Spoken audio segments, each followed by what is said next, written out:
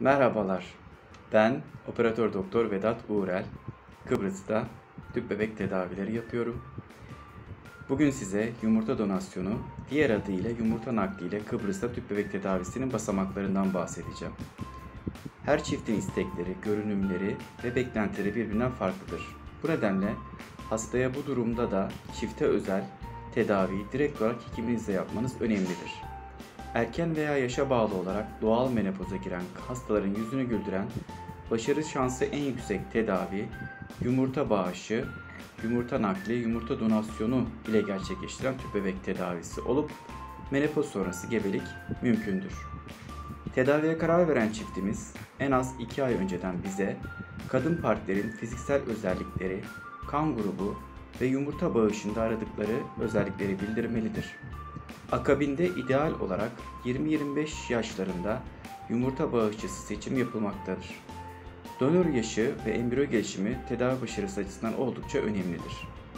Sağlıklı, zararlı alışkanlıkları bulunmayan ve düzenli aralıklarla hepatit B, hepatit C, HIV, frengi ve diğer cinsel yolla bulaşan hastalıklar açısından taranmış, bu hastalıkları bulunmayan, gebelik yüzdesi yüksek kişiler arasından bağışçı değerlendirilerek seçim yapılmaktadır. Ayrıca donörler ailesel genetik hastalıklar açısından araştırılmakta, genetik geçişli talasemi gibi kan hastalıkları açısından da taranmaktadırlar. Donörlerde genetik test yapılması ve yukarıda sayılan faktörlerin tümünün dışlanması kanunen bir zorunluluktur. Yumurta bağışında bulunan kadınların kimlikleri tamamen gizli olup hasta ve bağışçılar birbirlerini göremez ve kişisel bilgilerini talep edemezler. Yumurta bağışında bulunan bir kadının kanunlar gereği çocuk üzerinde ileride hak talep etmesi mümkün olmayıp onan formu ile yumurtalarını verdikten sonra tüm haklarından feragat ettikleri ve bu yumurtalardan doğan çocuklar ile hiçbir bağlantıların olmayacağı hakkında yazılı taahhüt vermektedirler. Yumurta bağışçısının adet döngüsü ile hastamızın tedavi başlama günü senkronize edilerek eş zamanlı hale getirilir. Böylece hastamızın rahim dokusunu kalınlaştırarak uygun kalınlığa ulaştırdığımızda donörün de yumurta toplama zamanı denk gelmiş olur. Yaklaşık 14 gün alan bu rahim dokusunun ilaçlarla kalınlaştırılması evresi yaşadığınız yerdeki bir doktor tarafından bizim size özel hazırladığımız ve gönderdiğimiz ilaç tedavisi şemasına göre takip edilerek yapılır. Yumurta bağışında bulunan uygun donörün yumurta toplama gününden bir gün önce eşiniz ile birlikte Kıbrıs'a gelirsiniz. Ertesi gün klinikte vajinal ultrason ile rahim ve yumurtalıklarınızı değerlendiririm ve rahim içi zarı, diğer adıyla endometrium kalınlığının 8 ila 12 mm, ideal olarak 10 mm civarında ve 3 çizgi görünümünde olup olmadığına bakıyorum. Sonrasında bazı hormon tahlilleri isteyerek ilaçlarınızı tekrar gözden geçiriyoruz. Sizin rahim dokunuzun hazır olduğu bu günde yumurta bağışçısının 10-12 gün süren yumurtalıklar uyarılmış ve çatlatma iğnesi yapılarak üzerinden yaklaşık olarak 36 saat geçmiş olur ve toplamaya hazırdır.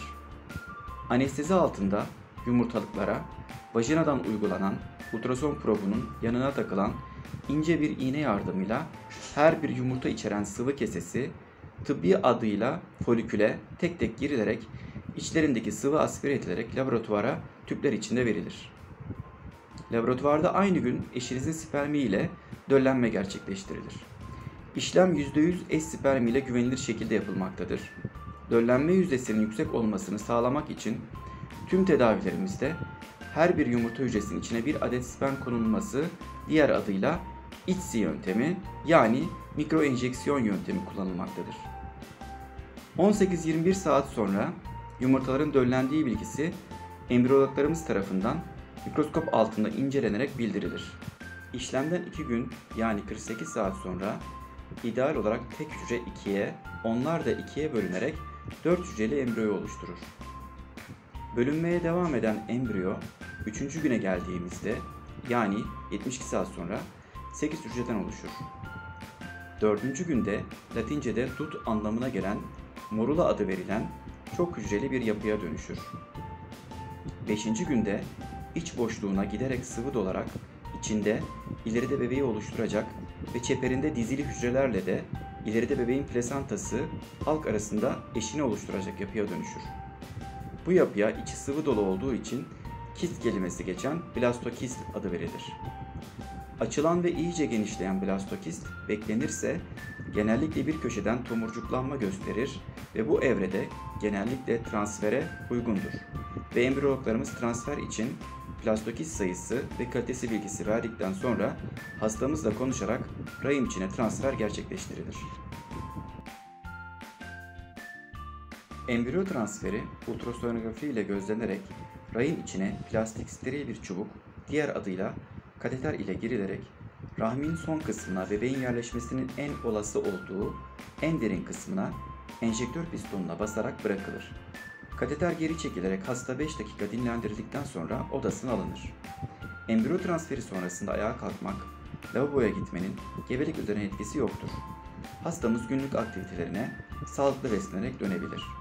Blastokist transferinden 10 gün, 3. gün embriyoz transferinden 12 gün sonra kanda gebelik testiyle olumlu sonucumuzda çiftimizin sevincine ortak olmak üzere hastamızı embriyo transferinden bir gün sonra Kıbrıs'tan uğurlarız.